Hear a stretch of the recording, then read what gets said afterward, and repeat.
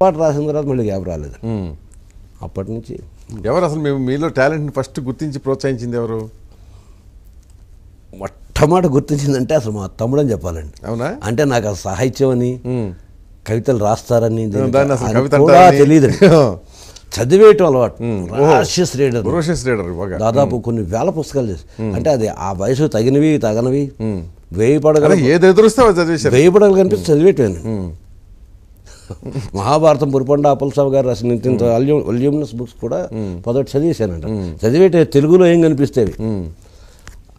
అప్పుడు నాకు పాడాలని విపరీతమైన కోరిక. నేను చాలా గొప్ప గాయకుడిని ఫీలింగ్. ఓకే, అది ఉంది, కవి అని కాదు, గాయకుడిని ఫీలింగ్. ఒకసారి 2-3 సార్లు ఆ రేడియోలో పాటలు తిరిగి రిపీట్ చేద్దామని ట్రై చేస్తే నాకు తెలిసిపోయిందండి. So feeling ఏర్పడిపోయింది. నేను పాడలేను, వాళ్ళ కంపారిజన్ వస్తుంది. అందులో నేను అల్లా అనుకునేవాడు. ఎన్నిసార్లు అల్లా అనుకుంటాం, ఏవో మాటలు జోడించుకుని. సో నా బాణీ కనుక బాగుంది బాగోలేదు ఎవరు అనగా న్యాచురల్గా బాగానే ఉంటుంది. అవును. సో అలా వస్తున్న ప్రాసెస్లో 70లో మా తమ్ముడు చెప్పాడు, అన్నయ్య కవిత్వం బాగా దీని కవిత్వం అంటారా? అది మొదలండి. అది అక్కడ నుంచి బీజం పడింది. కాకినాడ వచ్చిన తర్వాత కవులు కవిత గోష్ఠి.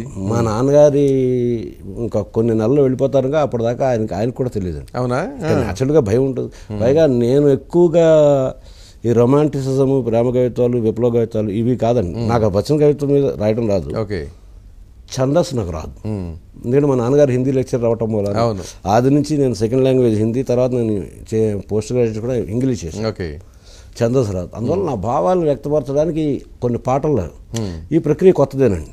అంటే ఇది అచ్చు ప్రక్రియ కాదు, వెళ్తే రేడియో ద్వారా రావాలి తప్ప ఈ ప్రక్రియ కొంత వింతగానే ఉండేదంటే. అందువల్ల అక్కడ సర్కిల్ సి కృష్ణరావు అనే పేరుతోటి ఆయన ఇక్కడ కూడా నెలలా వెన్నెల అనే కార్యక్రమం జరిపారు. ఓకే. ఆయన ఎక్కువ ప్రోత్సహించారు. ఇందులో నువ్వు రాసిన దాంట్లో కవిత్వం ఉంది. ఆ తర్వాత క్రమక్రమంగా ఏ ఇష్యూ ఇస్తే ఆ ఇష్యూకి వెంటనే స్పందించి ఆ స్పాట్లో రాయటం, అలా మాస్టర్ ప్రోత్సాహం అపారంగా ఉండేది. అసలు మాస్టర్ మురిపి అనమాట. నాకు కాగితం కలం పెడితేనే విపరీతమైన మురిపి. ఓకే. ఆయనకి విపరీతమైన నమ్మకం ఉండేది. సినిమా ఫీల్డ్ అంటూ ఒకటి ఉంటుందని, అందులో నాకు ఆ విద్య పనికొస్తుందని కూడా తెలియదు. సో ఈ ప్రాసెస్లో రాసిన పాటలు విశ్వనాథ్ గారి చెవిని పరోక్షంగా పట్టడం, ఆ తర్వాత ఆయన అంటే ఒక రకంగా మాస్టర్ మాటలు చెప్పాలంటే ఉన్న పడాన్ని హెలికాప్టర్ వేసుకొచ్చి శివుడిని జుట్టట్టుకుని తీసుకెళ్ళి కైలాసం మీద కూర్చోబెట్టాడు. అంటే అది విశ్వనాథ్ గారు అవటం, అది కరెక్ట్, సిరివెన్నెల సినిమా అవటం, విధాత తలపున అవటం, అవును, ఇవన్నీ కూడా అట్టాగా రాశారు కదా. కలిసి వచ్చే సమయానికి నడిచి వచ్చే కొడుకు పడతాడు. అదే నేను ఏ కుక్క అనే సినిమాలోనూ మొదటి పాట రాసుంటే నా పరిస్థితి. అవును. సో అలా కలిసి వచ్చాయి. అంటే గురుకృప అనుకుంటా. అంటే ఇప్పటికీ కూడా కవిత్వము అనే ఒకనొక శాస్త్రోక్తమైన పదం గురించి మాట్లాడేంత సాధికారత నా దగ్గర లేదు. హృదయంలో అనిపించిన భావాలని వ్యక్తీకరించడం అది మెయిన్. అది కూడా సామాన్యుడు కూడా అర్థమయ్యేటట్టు వ్యక్తీకరించాలి. అంతకంటే చాలా మంది నేను భాష అంటారు కానీ నాకు అసలు అర్థం కాదు. అంతకంటే కవిత్వం ఏంటి అసలు? ఇప్పుడు జనానికి అర్థం కాకుండా చెప్పడం కవిత్వం అవుతుందా? కనెక్ట్ కాకుండా చేయటం కవిత్వం. అందుకే గారు ప్రతి ఫీల్డ్ కూడా శాస్త్రం లెవెల్కి వెళ్ళి కొన్ని టెక్నాలజికల్ టెర్మినాలజీ వేసుకుంది సామాన్యం నుంచి దూరం అవటానికి. అదే కదా, నేను వర్చువల్గా ఏంటంటే వాళ్ళు దూరం చేసేసుకోవటమే కదా. శాస్త్రీయ సంగీతం గొప్పది అయితే అయ్యి ఉండొచ్చు కాక, కానీ శాస్త్రీయ సంగీత కచేరీ చూస్తే సామాన్యుడు భయపడే పరిస్థితి వచ్చింది, పారిపోతాడు. అక్కడే విశ్వనాథ్ గారు ఎంతో హెల్ప్ చేశారు. అంటే శాస్త్రీయ సంగీతంలాగా వినిపించి నేను కూడా పాడుకోగలిగే పాట రాయటం పోలాలి. చాలా మంది సంగీతం నేర్చుకోవాలని ఉత్సాహాన్ని క్రియేట్ చేయగలిగారు. కరెక్ట్. 2-3 సినిమాల వల్ల ఇన్స్పిరేషన్ చాలా వచ్చింది కదా. ఇప్పుడు సినిమా అనేది నాట్యాన్ని నటిస్తుంటుంది, అంతేగాని నాట్య శాస్త్రాన్ని పట్టుకొచ్చి బోల్డ్ మంది నాట్యం పట్ల ఆకర్షితులయ్యారు. సంగీతాన్ని నటిస్తుంది, కవిత్వాన్ని కూడా నటిస్తుంది. సో చాలా మంది పెద్ద పెద్ద భాషలో రాస్తా ఉంటాను. నేను అంత పెద్ద భాష ఏమి లేను, వినికిడి. మన తరంలో మనం వినికిడి అర్థం కాని పెద్ద పదాలు అంటూ ఏమి లేవు. నేను చెప్తుంటాను, మీకు అర్థం కాని పదాలు నేను ఏమి రాయను, ఎందుకంటే నాకు రావు కాబట్టి. అయితే ఎప్పుడైతే సంస్కృత సమాసాలు ఎవరు రాయాల్సి వస్తే పాత్ర సిచ్యుయేషన్ సందర్భాన్ని బట్టి అది వాడాల్సి వస్తుంది అంతే తప్ప మామూలుగా అనుభూతిని సినిమా పాటలో కానీ భావాన్ని వ్యక్తీకరించడం. ఇప్పుడు మీరు అన్నట్టు నేను కవిత్వం అంటారా అనరా చర్చ పక్కన వేస్తే భావాన్ని వ్యక్తీకరించవలసి వచ్చినప్పుడు నీకున్న పరిభాష చాలు. అంతే. పైగా అది ఈ భాష ఎందుకు వాడేవు, ఆ భాష ఊళ్ళల్లో ఉండేవాళ్ళు ఇంకా మరింత సులువుగా మరింత సింపుల్గా చెబుతారు. చాలా నిజం అండి.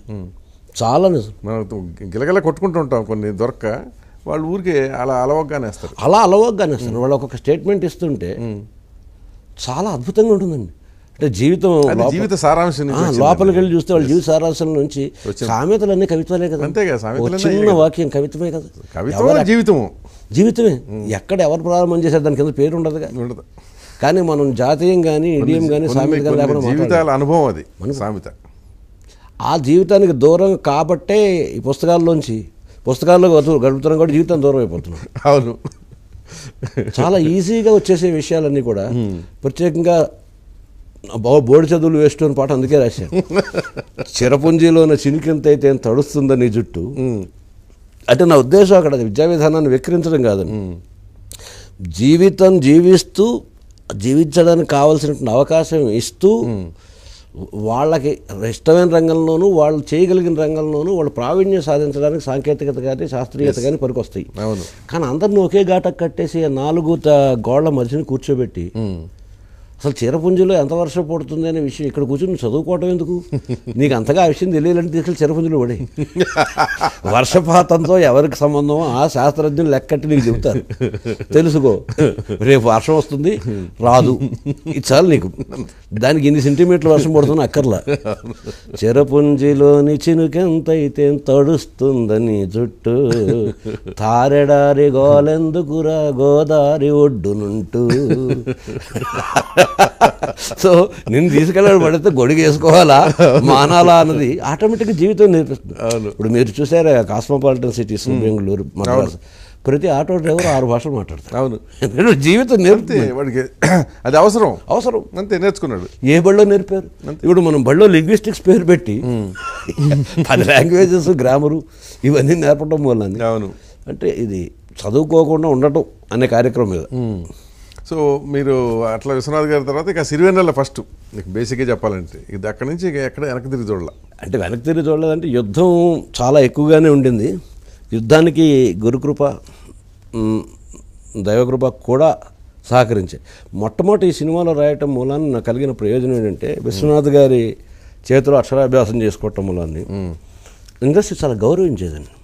అంటే మిగిలిన వాళ్ళని అవమానిస్తారా గౌరవించరా అది ప్రశ్న కాదు, కానీ చాలా ఆత్మీయతతో హక్కుని చేర్చుకుంది. అంటే ఆయన ఒక ఎత్తు, ఆ సిరివెన్నెల సినిమాలో మీరు రాసిన పాటలు ఒక ఎత్తు. నిజానికి అప్పటి వరకు నాకు సినిమా పాటలు రాయటం రాదండి. ఎందుకంటే కేవలం ఇది ఒకటే అయినా సరిపోయేది కాదు. అంటే ఒక ఉదాహరణ చెప్పాలంటే ఒక సినిమాకి నన్ను పిలిచినప్పుడు వాళ్ళు పాపం అడగటానికి వాళ్ళకి వచ్చిన పరిభాష అది. సరే ఏం రాస్తారో తెలియదండి, విధాత తరపున లెవెల్లో ఉండాలి, డ్యూయట్ ఒకటి రాయమన్నారు. నీ రాజసానికి నీరాజనం అని రాసుకుంటూ వెళ్ళిపోయాను. నాకు పైగా ఉక్రోషం ఇంత బాగా రాస్తే వాళ్ళు ఎందుకు నచ్చలేదు వాళ్ళకి ఎలాగా నాకు ఆ తర్వాత చాలా నెలలకు కానీ తెలియదండి. మామూలు హీరోయిన్ తుప్పలో దొలుతూ ఆడుకునే పాటలకి ఈ భాష పనికిరాదు అంటే పాఠాలు నేర్పుతూ కూడా ఆదరించిందండి ఇండస్ట్రీ. అది బహుశా అట్లా ఒక పాటను మీరు రిజెక్ట్ చేశారా? బోల్డ్ అనండి. అంటే మామూలుగా ఒక కథానాయకుడు పడే కష్టాల మీద రాయాలి అన్నప్పుడు వాళ్ళు రాగానే మొట్టమొదట ఏం రాస్తారో తెలియదండి. సిరివెన్నెల పాట లెవెల్లో ఉండాలి అనగానే కొన్ని 100,000 వెర్షన్స్ రాసేవాడిని. పై కోపం కూడా వచ్చి ఇంత బాగా రాస్తే ఎందుకు కాదంటారు. మామూలుగా ఒక మధ్యతరగతి ఒక నా హీరో కష్టాలు పడతాడు అంతే. ఇన్ని కష్టాలు పడ్డావా నేపథ్య గీతం రావాలి. ఓ మాలి నీ మమతల తైలకూలి కాళ్ళకి రాత కరాళ్ళ కృపాణపు వేటుకురాలి ఓ మాలి అని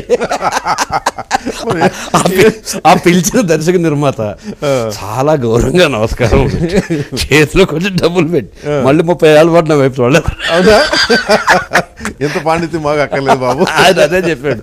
ఇది 1000 వెర్షన్స్ అయినా రాసిస్తాడు కానీ దిగాడు. సో ఒక పాఠశాలలాగా ఎక్కడికి ఏది అవసరం నేర్చుకుంటూ వచ్చారు.